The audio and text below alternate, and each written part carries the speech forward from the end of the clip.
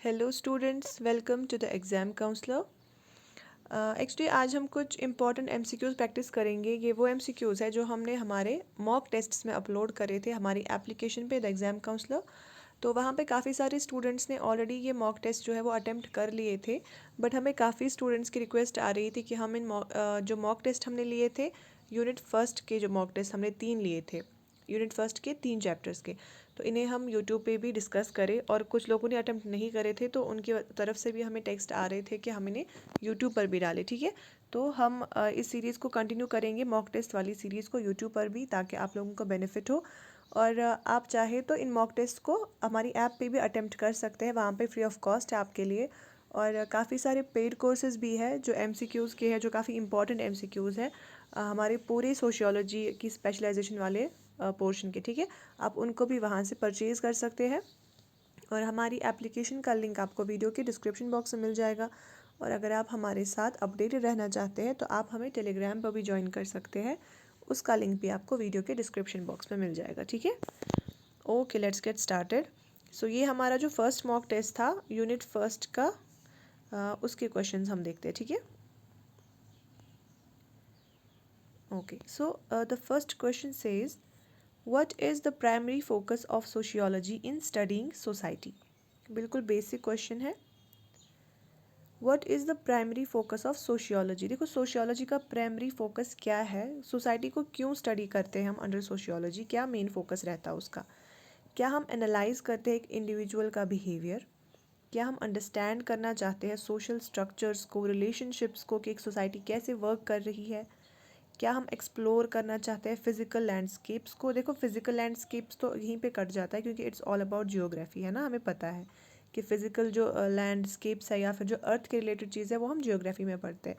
Then क्या हम चाहते हैं स्टडी करना इंडिविजुअल की साइकोलॉजी को। देखो, अगर हमें इंडिविजुअल की साइकोलॉजी पढ़नी होगी तो हम उसके लिए साइकोलॉजी सब्जेक्ट ही रेफ़र करेंगे ना। बट यहाँ पे सोशियोलॉजी जो है वो सोसाइटी को डील करती है। So what would be our answer. Yes, तो हमारा जो आंसर है obviously it will be option B, that is understanding social structures and relationships. क्योंकि सोशियोलॉजी के अंडर हम सोसाइटी के जितने भी स्ट्रक्चर्स है, जो रिलेशनशिप्स है, इंटर रिलेशनशिप्स, हम उनको स्टडी करते हैं। Okay, so the answer will be option B. Next question, so which of the following is not considered a social institution. देखो, आपने बिल्कुल स्टार्टिंग में ही पढ़े हैं सोशल इंस्टीट्यूशंस, है ना, यूनिट फर्स्ट में हमारे क्या क्या सोशल इंस्टीट्यूशंस आपने पढ़े हैं। हमने देखा था एक सोसाइटी में कुछ इम्पॉर्टेंट सोशल इंस्टीट्यूशंस होते थे जहाँ पे हमारा लॉ आता था, सबसे बेसिक हमारी फैमिली आती थी, हमारी पॉलिटी आती हमारा रिलीजन आता है, हमारी इकोनॉमी आती है ना, एंटरटेनमेंट आता है, एजुकेशन आता है, एजुकेशनल इंस्टीट्यूशंस। तो ये सारे जो है ये हमारे कुछ इंपॉर्टेंट सोशल इंस्टीट्यूशंस हैं जिनकी वजह से एक सोसाइटी वर्क करती है ना। सो यहाँ पे हमसे पूछ रहा है कि इनमें से कौन है जो नहीं है। सो फैमिली हमने देखा सबसे important, in fact basic social institution जो है वो फैमिली होती है ना। देन एजुकेशन, बिल्कुल, क्योंकि एजुकेशन जो है काफ़ी इंपॉर्टेंट रोल प्ले करती है हमारी सोसाइटी में, जो रिलेशनशिप्स है, जो अंडरस्टैंडिंग है, जो डेवलपमेंट है, उसको कैरी ऑन करने में। देन एंटरटेनमेंट, बिल्कुल हमें पता है क्योंकि एक सोसाइटी में रिक्रिएशन की इंपॉर्टेंस होती है, फैमिलीज़ में या फिर ग्रुप्स के बीच में, उनके बीच में कुछ एंटरटेनमेंट भी होना चाहिए, so it's important. So our answer, right option will be option C, that is business. देखो, अगर इसने यहाँ पे यूज़ किया होता इकोनॉमी तो शायद हम सोचते कि नहीं ये तो गलत है क्योंकि इकोनॉमी इज़, है ना, तब फिर यहाँ पे कुछ और ऑप्शन होता है। बट इसने इकोनॉमी का नाम नहीं लिया, इट्स एट बिजनेस। तो हमें पता है business is not a social institution, ये हर किसी का इंडिविजुअल मसला होता है। कोई बिजनेस कर रहा है वो उसका अपना है, it's not about the only economy, है ना। अगर यहाँ पे इकोनॉमी ब्रॉड वर्ड होता तो हमें पता है इकोनॉमी भी एक सोशल इंस्टीट्यूशन है, बट यहाँ पे इसने वर्ड यूज़ किया है business. So business is not a social institution, okay? I hope it's clear. Let us move forward. Next question says, what is the significance of socialization in society? देखो, जिन लोगों ने नहीं attempt करा है ना ये मॉक टेस्ट, वो क्या करेंगे, वो अपना आंसर साथ साथ लिखेंगे, वो देखेंगे कि वो कितने क्वेश्चन सही कर पा रहे हैं। ठीक है, क्योंकि ये बिल्कुल बेसिक है, हमारे फर्स्ट यूनिट के ही क्वेश्चंस है ये। ठीक है, फिर आप हमारे कमेंट बॉक्स में जो है कमेंट करेंगे कि आपके कितने आंसर सही रहे। Okay, so try to attempt the questions by your own first. अगर आपको टाइम लग रहा है आप वीडियो को पॉज करें, आंसर दें, उसके बाद वीडियो देखिए, ठीक है। Okay, so the question says what is the significance of socialisation in society. तो सोशलाइजेशन की क्या नीड है सोसाइटी में। देखो सोशलाइजेशन अगर हम पहले बोलेंगे होता क्या है। सोशलाइजेशन मतलब जब एक इंसान एक सोसाइटी में क्या करता है ना, जो सोसाइटी की जितनी भी चीज़ें हैं, सोसाइटी की जो वैल्यूज़ है या सोसाइटी में जो भी फंक्शंस रोल्स है, उनको अपने अंदर लेता है, उनको समझने की कोशिश करता है, वो रोल प्ले करने की कोशिश करता है कि मुझे क्या करना है, कैसे करना है। उस चीज़ को हम बोलते हैं ना सोशलाइजेशन। देखो हमने देखा अगर कोई अकेला बैठा होता है हम उसको बोलते हैं यार थोड़ा सोशलाइज हो जाओ, ऐसे थोड़ी अकेले बैठते हैं, आपको सोशलाइज होना चाहिए, लोगों के साथ बात करनी चाहिए। सो दैट मीन्स सोशलाइजेशन कि हम सोसाइटी को समझे, उसके साथ इंटरेक्ट करें हर एक इंसान के साथ। सो ये बोल रहा है कि सोसाइटी में सोशलाइजेशन की क्या इंपॉर्टेंस है, क्या सिग्निफिकेंस है। So the options, it enforces strict rules and regulations, क्या ये काम होता है। It ensures conformity to individual beliefs, क्या ये काम है। It helps individuals learn and internalise societal norms, या फिर it promotes individualism over collective behaviour. देखो सबसे पहले बात अगर सोशलाइजेशन की हो रही है तो ये ऑप्शन तो पहले ही गलत है, क्योंकि ये बोल रहा है कि ये प्रमोट करता है इंडिविजुअलिज्म। तो हमें पता है सोशलाइजेशन से इंसान क्या करता है, एक कलेक्टिव बिहेवियर को अडॉप्ट करता है ना, लोगों के साथ मिलता जुलता है, तो इंडिविजुअलिज्म तो नहीं आएगा इसमें। Then it says it ensures conformity to individual beliefs, सिर्फ इंडिविजुअल के जो अपने बिलीव्स होते हैं कि उन्हीं पे काम करता है, बिल्कुल भी नहीं। It enforces strict rules and regulations, जी नहीं। हमें पता है the right answer is it helps individuals learn and internalise societal norms, कि जो भी सोसाइटी की नॉर्म्स है, वैल्यूज़ है, कि सोसाइटी कैसे वर्क करती है, इनफैक्ट हमें अपना कैसे इस सोसाइटी में रोल प्ले करना है, उन चीज़ों को एक इंडिविजुअल को सिखाता है, इंटरनलाइज करता है एक सोसाइटी की नॉर्म्स को, ठीक है। So the right option is option C. Okay, let's move forward. Next question says, which of the following is not a key aspect of community in sociology। अब हम आते हैं community पे कि the question says कि community का कौन सा इनमें से aspect नहीं है। आपने community पढ़ा है, आपने उसके characteristics पढ़े हैं, तो हमें देखना है कि इनमें से कौन सा एक ऑप्शन वो है जो एक कम्युनिटी को नहीं दर्शाता, जो उसका एक एस्पेक्ट नहीं है, उसका कैरेक्टरिस्टिक नहीं है, ठीक है। So first one is sense of belonging.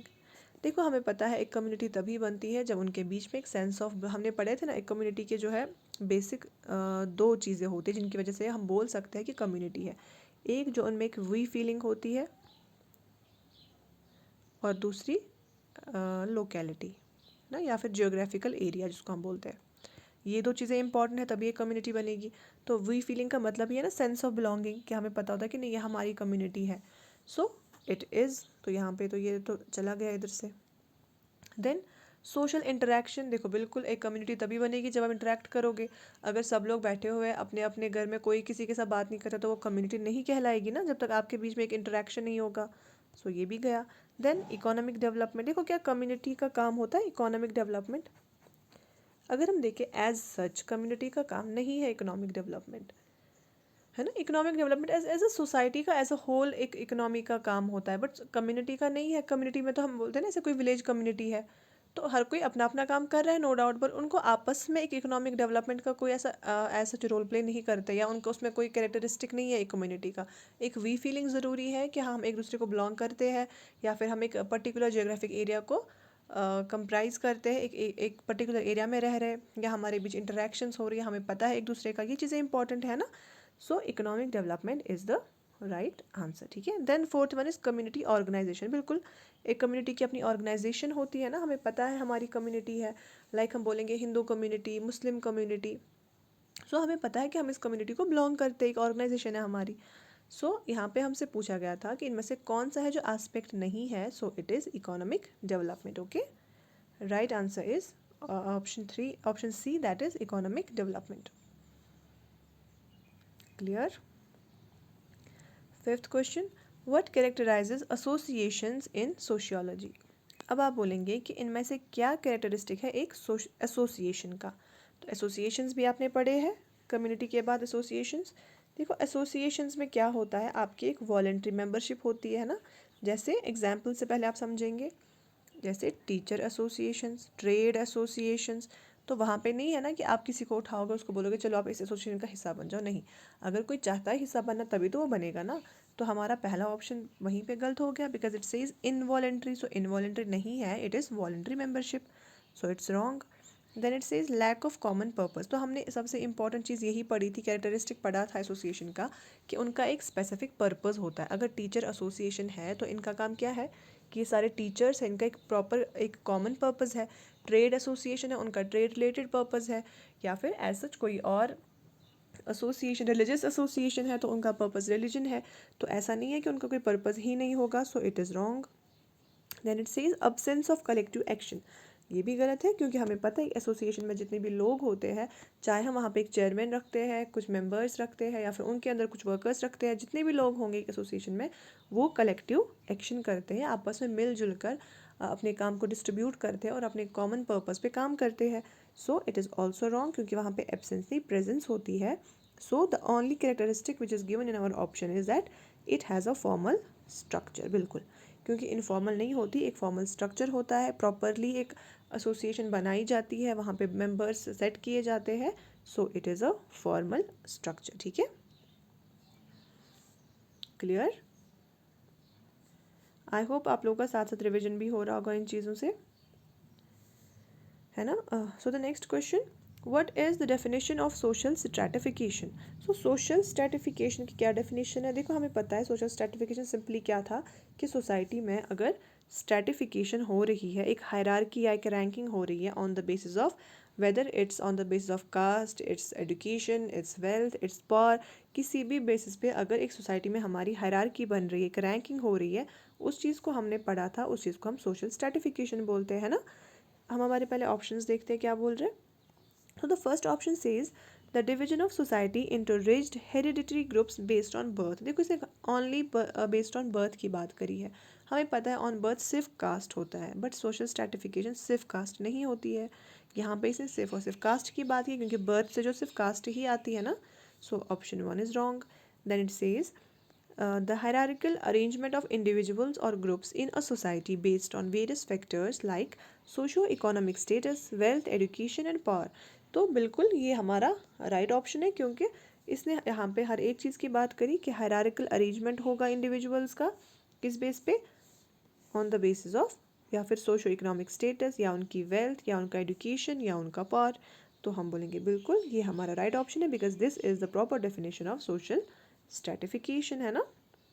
देखो इसने आगे क्या बोला था, the reservation of government jobs for marginalised communities, नहीं, ये तो रिजर्वेशन है। Then the discrimination faced by certain castes in India, नहीं है, बिल्कुल भी नहीं है। So our right answer is option B. Okay, clear.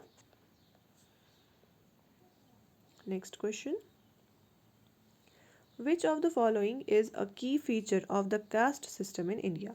तो जो इंडिया का कास्ट सिस्टम है उसका क्या इंपॉर्टेंट, देखो हमने काफ़ी फीचर्स भी पढ़े थे ना कास्ट सिस्टम के, तो हम देखते हैं इनमें से कौन सा है जो कास्ट सिस्टम का फीचर है। ठीक है, so first one is saying economic status determining social position. देखो हमें पता है कास्ट का इकोनॉमिक स्टेटस के साथ कुछ नहीं है ना। सो इट इज़ रॉन्ग, क्योंकि ये जो बात इसने की ना, ये बात कर रहा है ये क्लास सिस्टम की। क्लास सिस्टम जो है वहाँ पे इकोनॉमिक स्टेटस देखा जाता है इंसान का। So this is wrong. Second one says greater social mobility compare to class. देखो तो बिल्कुल ही गलत है, हमने पढ़ा था कि कास्ट सिस्टम क्लोज सिस्टम होता है और कास्ट सिस्टम क्लोज होता है और क्लास सिस्टम ओपन होता है। क्लास सिस्टम आप चेंज कर सकते हो, है ना, आपने पढ़ा था कि मोबिलिटी वहाँ पे होती है वर्टिकल हॉरिजेंटल, आप एक क्लास से दूसरे क्लास शिफ्ट कर सकते हो, बट कास्ट में आप कभी भी शिफ्ट नहीं कर सकते। ऐसा नहीं कि आपने कोई अच्छा काम ढूंढ लिया तो आप बोलोगे नहीं अब मैं अपनी लोअर कास्ट से अपर कास्ट में आ जाऊँगा, नहीं। एक इंसान अगर किसी कास्ट में बाय बर्थ जो पैदा होता है वो अपनी कास्ट को चेंज नहीं कर सकता। So this is also wrong. Then it says movement between caste is limited and often governed by caste norms. देखो बिल्कुल बोल रहा है मूवमेंट जो कास्ट में है वो लिमिटेड होती है। बिल्कुल लिमिटेड मतलब कि बिल्कुल भी नहीं होती है, हमें पता है, क्योंकि कास्ट सिस्टम जो है वो क्लोज सिस्टम है और वहाँ पे कुछ कास्ट के नॉर्म्स होते हैं, हर कास्ट के अपने कुछ नॉर्म्स होते हैं जिनसे वो कास्ट गवर्न होती है, जिसकी वजह से एक इंसान एक कास्ट से दूसरी कास्ट में मूवमेंट नहीं कर सकता, है ना। So this will be our right option, because this is the key feature of caste system in India. Fourth one it says occupational diversity leading to class identification. सो यहाँ पे इसने क्लास की बात की है, तो यहाँ पे कास्ट का कुछ नहीं है। सो हमने देखा हमारा राइट ऑप्शन है ऑप्शन सी, ठीक है, मूवमेंट बिटवीन कास्ट से limited. Next question, what is endogamy in the context of the caste system. देखो एंडोगैमी क्या होता है, आपने पढ़ा होगा, एंडोगैमी एक्सोगैमी, है ना। देखो एंडो मतलब अगर हम वर्ड एंडो देखें, एंडो मीन्स इंटरनल, अगर एक्सो देखें, एक्सो मीन्स एक्सटर्नल, है ना। हम काफ़ी चीज़ों को लेके साइंस में भी पढ़ते हैं, एंडो एक्सो जहाँ पे यूज़ होता है। सो एंडो, अगर एंडो का मतलब होता है इंटरनली, है ना, तो गैमी मतलब मैरिज। सो यहाँ पे पूछ रहा है कि एंडोगैमी का क्या मतलब है। So first option says marrying outside one's. देखो यहाँ पे आउटसाइड आया, तो ये तो एंडो में बिल्कुल नहीं आएगा। अगर इसने आउटसाइड की बात की और कास्ट की बात की, सो इट इज़ एक्सोगैमी। ये बात हो रही है एक्सोगैमी की, ठीक है। Then it says marrying within one's caste, अपनी ही कास्ट में शादी करना। Yes, this is the right option, because endogamy का मतलब ही होता है marrying within one's own caste, ठीक है। सो हमारा राइट ऑप्शन कौन सा आ गया यहाँ पे, option B. Then third one says marrying within one's own economic class. देखो जब इकोनॉमिक क्लास में शादी होती है उसको हम बोलते हैं होमोगैमी, उसको हम बोलते हैं होमोगैमी। उसको हम एंडोगैमी नहीं बोलते, होमो बोलते हैं, क्योंकि होमो मतलब सेम होता है, तो अगर सेम क्लास होगा तो फिर उनको हम होमोगैमी बोलते हैं। Then fourth one says marrying someone from a different religious background, तो उसको हम, वो तो इंटर रिलीजन मैरिज हुई ना, अगर अलग रिलीजन में आप मैरिज कर रहे हो। सो एंडोगैमी मतलब होता है अगर आप अपनी ही कास्ट में शादी कर रहे हो, then it is endogamy, okay. So the right option is option B. Clear. Next question, which constitutional measure aimed to address discriminatory aspects of the caste system in India। तो कौन सा इनमें से मेजर लिया गया हमारे कॉन्स्टिट्यूशन में, ताकि जो इंडिया का कास्ट सिस्टम है जो एंशिएंट टाइम से चला आ रहा है उसमें जो डिस्क्रिमिनेशंस हुए लोगों के साथ, लोअर कास्ट लोगों के साथ, उनको ख़त्म कर दिया जाए। जो स्केड्यूल कास्ट वाले लोग हैं, दलित्स हैं, तो उनके साथ जो चीज़ें हुई उनको ख़त्म करने के लिए क्या कॉन्स्टिट्यूशनल मेजर्स लिए गए हैं। प्रोहिबिशन ऑफ अनटचेबिलिटी, बिल्कुल हमें पता है this is a fundamental right, है ना। प्रोहिबिशन ऑफ अनटचेबिलिटी ये तो किया गया है। Then reservation in education and government jobs, ये भी हमारा फंडामेंटल राइट है, ये भी किया गया हमारे कॉन्स्टिट्यूशन में। Then recognition of scheduled caste scheduled tribes, बिल्कुल ये चीज़ भी की गई, क्योंकि इनके लिए जो हमें पता है नेशनल कमीशंस बनाए गए हैं for scheduled caste scheduled tribes, है ना। So all the above will be the right answer, ठीक है। ये तीनों चीज़ें बिल्कुल सही है। So our answer will be option D, that is all of the above, okay. Next question, what is a key difference between the caste system and the class system in India। अब आपको बताना है कि क्या एक main difference है caste system और class system में इंडिया के, ठीक है। ऑप्शंस देखते हैं। Caste distinctions are not hereditary while class distinctions are, देखो बोला कास्ट डिस्टिंक्शन जो वो हेरिडिटी नहीं है, जबकि हमें पता है कि कास्ट तो आती ही बाय बर्थ है, बाय हेरिडिटी है ना। So this is wrong. Then the second one says class is primarily determined by birth while caste is determined by socio-economic factors। बोले क्लास जो है वो बर्थ से आता है, तो बिल्कुल ये तो गलत है, क्योंकि क्लास बर्थ से नहीं आता, कास्ट बर्थ से आता है, और क्लास जो है वो सोशो इकोनॉमिक फैक्टर से आता है ना। सो इसको भी रहने देते हैं। Then class mobility is limited while caste mobility is more fluid, ये तो बिल्कुल ही गलत है, क्योंकि क्लास की मोबिलिटी फ्लूइड है जबकि कास्ट जो है उसकी लिमिटेड है ना, तो गलत है। Third one says economic status plays a minor role in class system, तो ये तो सारे गलत हो गए। ओके वेट, एक्चुअली मुझे लग रहा है यहाँ पे जो है ना एक मिस प्रिंट हो गई है, बिकॉज यहाँ पे जो है यहाँ पे कास्ट आएगा, मिस प्रिंट हो जाती है कभी, सो आप प्लीज़ इसको देखें, यहाँ पे क्लास आएगा, है ना। अब एक ऑप्शन हमारा सही बन गया एटलीस्ट, ठीक है। तो क्योंकि ये तो ऑलरेडी गलत है, क्योंकि क्लास मोबिलिटी लिमिटेड है और कास्ट मोबिलिटी फ्लूइड गलत है।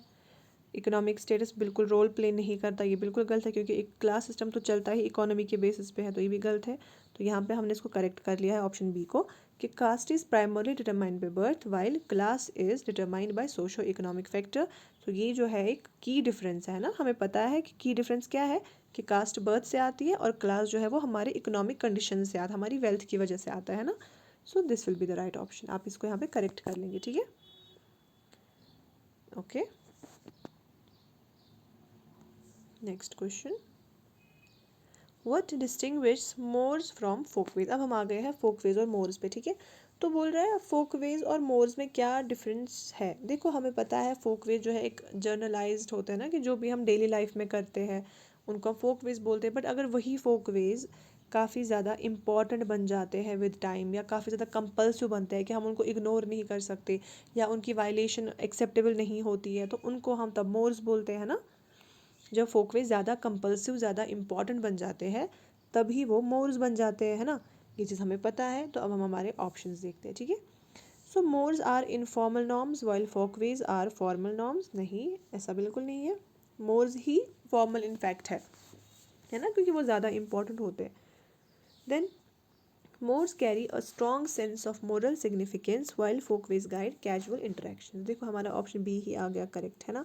मोर जो है वो एक strong sense of moral significance को कैरी करते हैं, जबकि फोकवेज कैजुअल इंटरेक्शंस, के हम कैसे खा रहे हैं, कैसे पी रहे हैं, कैसे उठ रहे हैं, बैठ रहे हैं, ये हमारे फोकवेज आ जाते हैं कैजुअल इंटरेक्शन। बट मोर जो है उनका एक strong sense of moral significance होता है, ठीक है। जैसे हमें पता है इनमें क्या होता है, इनमें रिलीजियस कुछ चीज़ें होती है जब हमें बिल्कुल फॉरबिड किया जाता है कि नहीं ये बिल्कुल आप नहीं कर सकते हो, जबकि उसका कोई बेस नहीं होता है, वो विद टाइम आ गया होता है। आगे उनको उसको ज़बरदस्ती लोग रिलीजन के साथ इंट्रोड्यूस कर देते हैं ताकि लोग उस चीज़ को बिल्कुल ज़्यादा अडहेयर कर जाए, है ना।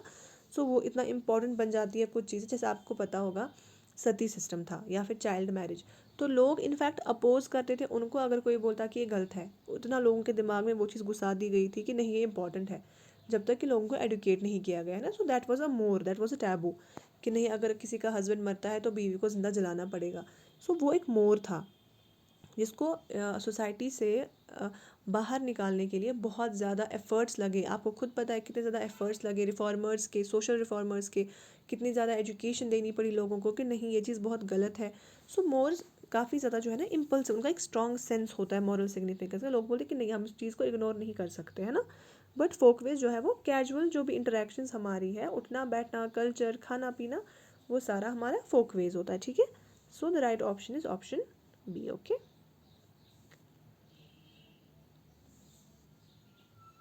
देखो यहाँ पे ऑप्शन सी भी अगर आप देखोगे, folkways are culturally specific while mores are universal. नहीं, गलत है, क्योंकि मोर्स जो है वो ज़्यादा स्पेसिफिक होते हैं अपने अपने रिलीजन कल्चर को लेकर, है ना। या मोर्स आर ईजिली चेंजेबल। जी नहीं, बिल्कुल भी नहीं। फोकवेज तो चेंज चलो हो भी सकते हैं विद टाइम, बट मोर्स को चेंज करना बहुत मुश्किल हो जाता है एक सोसाइटी में, ठीक है। So answer is option B. I hope it's clear. Then question number 12 says, which social institution is primarily responsible for the transmission of cultural norms and values। कौन सा ऐसा सोशल इंस्टीट्यूशन है जो काफ़ी ज़्यादा रिस्पॉन्सिबल है, इंपॉर्टेंट रोल प्ले करता है किस चीज़ में, कल्चर को इंट्रोड्यूस करने में, लोगों को कल्चर की जो चीज़ें हैं, जो वैल्यूज़ हैं, उन चीज़ों को ट्रांसमिट करने में। So what is it religious institution, is it legal institution, economic, या फिर हेल्थ केयर। हमें पता है बेसिक जो कल्चर की चीज़ें होती है वो हम कहाँ से सीखते हैं, हमारे रिलीजियस इंस्टीट्यूशन से, है ना।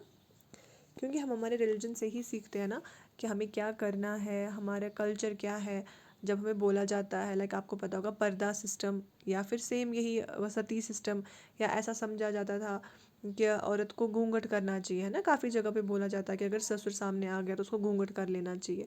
सो ये रिलीजन के थ्रू ही ट्रांसमिट होता है, ऐसा वाला कल्चर, है ना। सो कल्चर को ट्रांसमिट करने में जो सबसे इम्पॉर्टेंट रोल प्ले करता है दैट इज़ रिलीजियस इंस्टीट्यूशन। देखो लीगल इंस्टीट्यूशन का कोई रोल नहीं है कल्चर के साथ, इकोनॉमिक का नहीं है, हेल्थ केयर का नहीं है। So it is simply religious institution, okay. Next option, I mean next question, cultural relativism emphasize. देखो अब यहाँ पे आ गया word cultural relativism. Cultural relativism हम किस चीज़ को बोलते हैं। कल्चरल रिलेटिविज्म मतलब होता है जब हम अंडरस्टैंड करते हैं ना दूसरे के कल्चर को, उसको हम कंपेयर करते हैं, हम उसको समझने की कोशिश करते हैं, और हमें पता चल जाती है कि जो कल्चर होते हैं वो स्पेसिफिक होते हैं, या फिर जो नॉर्म्स जो वैल्यूज़ है वो हर एक कल्चर के अपने स्पेसिफिक होते हैं, है ना। जब हम स्टडी करते हैं कल्चर्स को या फिर डिफरेंट सोसाइटीज़ को, हम देखते हैं कि हर सोसाइटी की नॉर्म्स और वैल्यूज़ जो है वो हर एक कल्चर की स्पेसिफिक है ना। देखो अगर हम देखेंगे हमारा जो इंडियन कल्चर है दैट्स कम्प्लीटली डिफरेंट।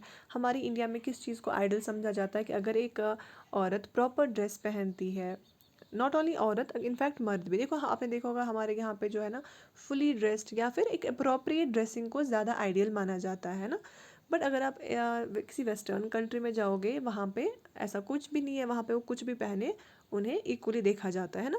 सो एक आइडियल सिचुएशन जो होती है हर एक कल्चर की वो डिफरेंट होती है कि हर एक कल्चर अपने हिसाब से अपने नॉर्म्स और वैल्यूज़ को सेट करता है। तो इस चीज़ को जब हम स्टडी करते हैं ना कि किस किस नॉर्म्स वैल्यूज़ किस कल्चर के स्पेसिफिक है, उस चीज़ को हम बोलते हैं कल्चरल रिलेटिविज्म, है ना। सो हम अपने ऑप्शंस देखते हैं। The universality of norms and values across cultures, नहीं, इस चीज़ को हम रिलेटिविज्म नहीं बोलते। या फिर making judgments about other cultures based on one's own cultural standard.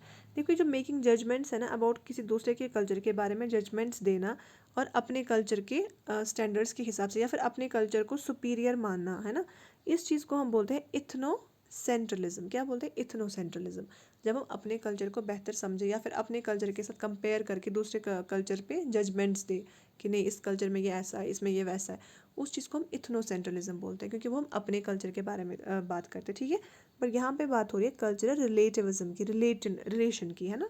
So the right option is understanding that norms and values are culturally specific. जब हम अंडरस्टैंड करते हैं कि कल्चर और नॉर्म जो है वो नॉर्म्स और वैल्यूज़ जो है वो हर एक कल्चर के अपने स्पेसिफिक होते हैं, डिफरेंट होते हैं, उस चीज़ को हम बोलते हैं कल्चरल रिलेटिविज्म, ठीक है। आई होप इट्स क्लियर।